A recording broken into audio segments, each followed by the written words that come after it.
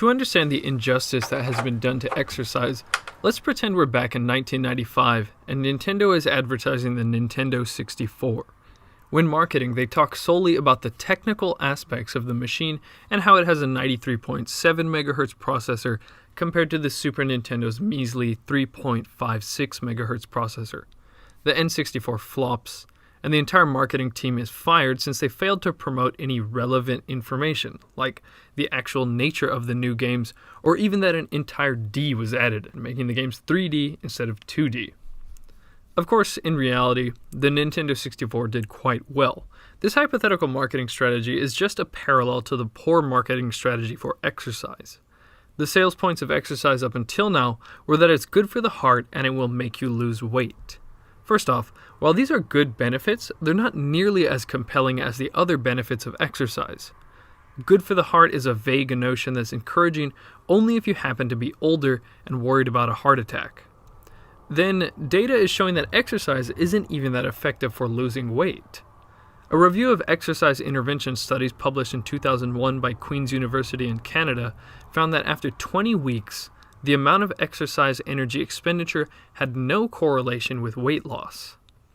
I'm not saying that exercise doesn't affect your body. The right kind of exercise increases muscle mass and improves your insulin sensitivity, setting you up to have a healthier body composition.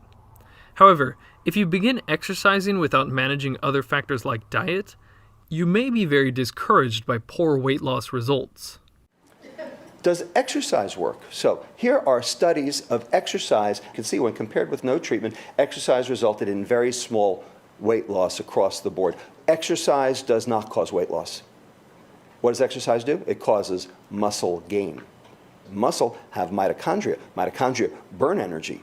So exercise is the single best thing you can do for yourself. But if you think it's going to show up on the scale, think again. In a September 2016 issue of Time magazine, Dr. Mark Tarnopolsky said that if there were a drug that could do for human health everything that exercise can, it would likely be the most valuable pharmaceutical ever developed. To understand what makes exercise so great, we need to understand how it affects the brain. First off, what is the brain for? Some may say we have brains to think, to create art, and to come up with creative solutions to complex problems. But neuroscientist Daniel Wolpert argues that this is not the case. We have a brain for one reason and one reason only, and that's to produce adaptable and complex movements. There is no other reason to have a brain. To illustrate this, Daniel uses the example of a sea squirt. Early in its life, the sea squirt has a nervous system. It will use this nervous system to move around and find a suitable rock to attach itself to. Then it will spend the rest of its life there. At that point, movement is no longer a necessity for survival. So the very first thing that the sea squirt does is it digests its brain for energy. A more relatable example is the koala. The koala has adapted its digestive system to derive all the energy it needs from eucalyptus leaves. It really doesn't need to move around that much as it can just sit in a eucalyptus tree, eat, and watch the world go by. Earlier in the koala's evolution, though, it used to have a much bigger brain. However, once its diet became less diverse and required less movement to survive, its brain shrunk. Less movement meant less brain was necessary. From an evolutionary perspective, it's the same as not wasting your money on a $4,000 laptop if all you need to do is run some simple software like your web browser and email client. What research on exercise is suggesting, and a better understanding of neurochemical mechanisms is proving, is that there is a very powerful connection between the brain and movement. A big brain is necessary to facilitate complex movements, and executing such movements and getting your heart rate up bolsters your brain power. Exercise has been shown to help people learn much more efficiently, better deal with stress, and drastically reduce anxiety. It improves mood to the point of lifting people out of depression, and it strengthens focus to the point that some ADHD patients elect to throw out their prescriptions. And that's not even the full list. The California Department of Education has consistently shown that students with higher fitness scores have higher test scores. Former President Ma of Taiwan increased the occurrence of physical education in schools nationwide from twice a week to 3 times a week for this reason. The Minister of Education, Science and Technology in South Korea extended the school day by 1 hour to add more time for PE and sports. This decision was made after reading Dr. John Ratey's book Spark, which is all about the brain benefits of exercising. The reason the Taiwanese and South Korean school systems don't just have students study for another hour is because exercise actually primes the brain to learn faster. A 2007 study showed that subjects who did high-intensity exercise beforehand could learn vocabulary words 20% faster than those who remained sedentary. The key to this phenomenon is a protein called brain-derived neurotrophic factor, or BDNF for short. In order to learn something, the brain actually needs to grow and modify its cellular infrastructure to allow neurons to fire more easily. Researchers found that if they sprinkled BDNF onto neurons in a petri dish, the cells automatically sprouted new branches, producing the same structural growth required for learning. This impressive result had John Ratey nickname BDNF the miracle grow for the brain. BDNF improves the function of neurons, encourages their growth, and strengthens and protects them against the natural process of cell death. BDNF is a crucial biological link between thought, emotions, and movement. A 2013 study in the Journal of Sports Science and Medicine showed that just 20 to 40 minutes of aerobic exercise increased BDNF in the blood by 32%. Rather than stocking up on coffee before you sit down to study, you might want to try jogging around the block instead. One way to understand why exercise would trigger your brain to initiate learning mode like this is to think of your body as the world's most intricate if-then system. Your body has triggers for almost every physiological process. For example, if cold, then shiver. If hot, then sweat. Most of your body's physiological expressions can't be induced just by force of will. Certain triggers must be present. Alexa, increase my testosterone by 50%. I'm sorry, Dave. I'm afraid I can't do that. By understanding which physiological triggers influence which physiological expressions, we can start getting our brains to do what we want. The reason exercise is a key trigger for all kinds of positive effects in the brain, particularly learning, is because movement signals to the brain that something important is happening. Maybe not in modern times, but originally, when we were moving, it was for the sake of survival. You move to escape a predator, to forage for food, to hunt, etc. While moving, it's in your best interest to learn the lay of the land so you don't get lost and can locate forageable food again. You had better remember how an attacking animal moves and what path was most efficient to escape so you can prevent yourself from becoming a carcass next time. When you're loafing around, you're not convincing your brain that learning is necessary.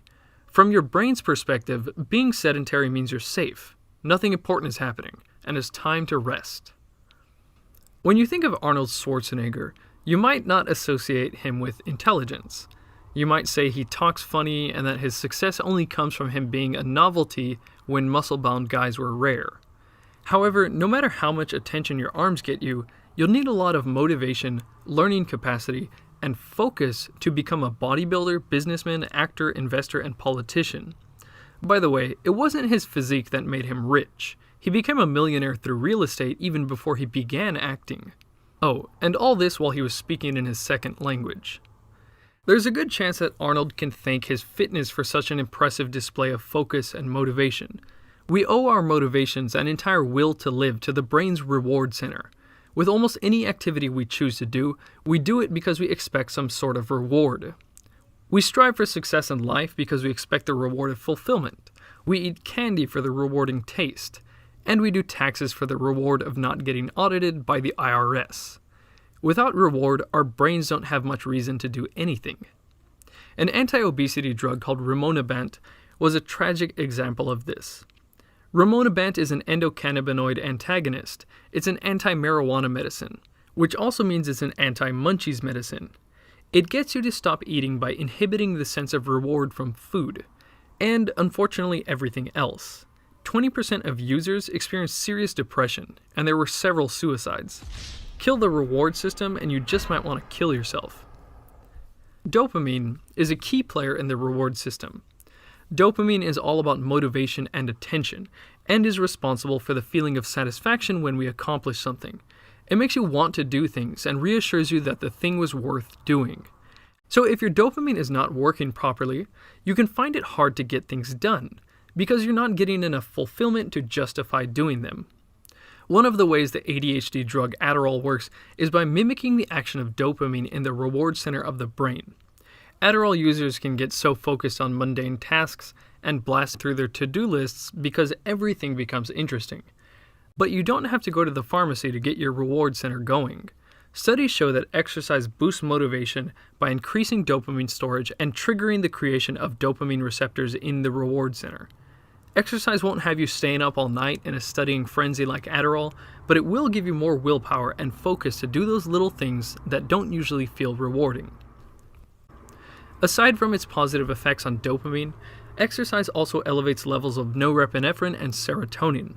When these three neurotransmitters are in deficit, people become depressed. In a 1999 study, James Blumenthal compared exercise to the antidepressant Zoloft in a 16-week trial. They found that just 30 minutes of jogging 3 times a week was just as effective as Zoloft. But that's only looking at depression. A 2006 study of over 19,000 Dutch twins and their families showed that exercisers were less depressed, less anxious, more socially outgoing, and less neurotic. I guess it wasn't hyperbole when Dr. Mark Tarnopolsky said that if exercise were a drug, it would be the most valuable one ever developed. The last point about exercise and the brain has to do with stress. Let's take a look at the original stress scenario. You're chilling out, eating berries or whatever, and then you see a tiger advancing towards you. Your fight or flight response switches on, the pituitary gland secretes adrenocorticotropic hormone, cortisol is released, your heart rate shoots up, your digestion turns off, and you really start moving. You will exert an immense amount of effort. After a couple minutes you will come to rest, then your physiological processes will calm down, and your cortisol will quickly drop and stay down for the rest of the day. This is another example of the body's if-then sequencing. If see tiger, then jack up cortisol.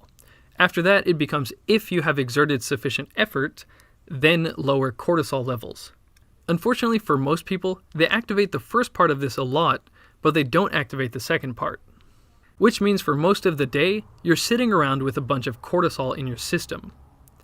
We've heard that stress makes you fat, and indeed it does. Research shows that cortisol specifically increases the accumulation of visceral fat, which is linked to cardiovascular disease and metabolic syndrome.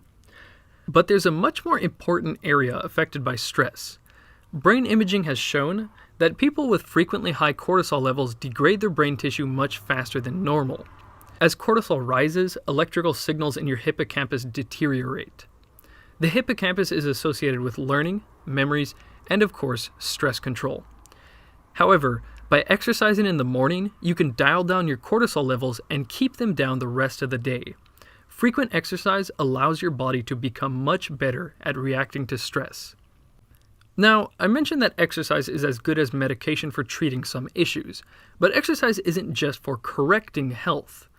Even if you are confident that you feel great, have good focus, and are happy with your ability to learn new things, you could still improve all of these areas.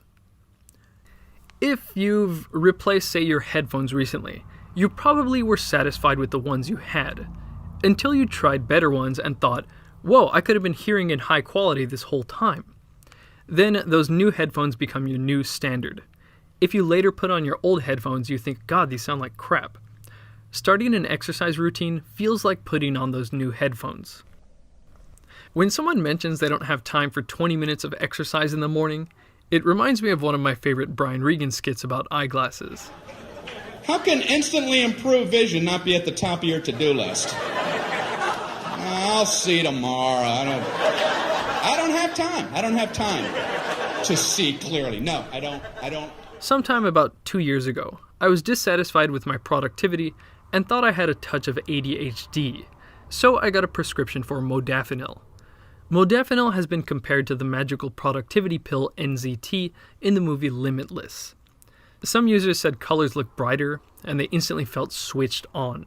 For me, not so much. There was never a particularly striking contrast in how I felt on modafinil.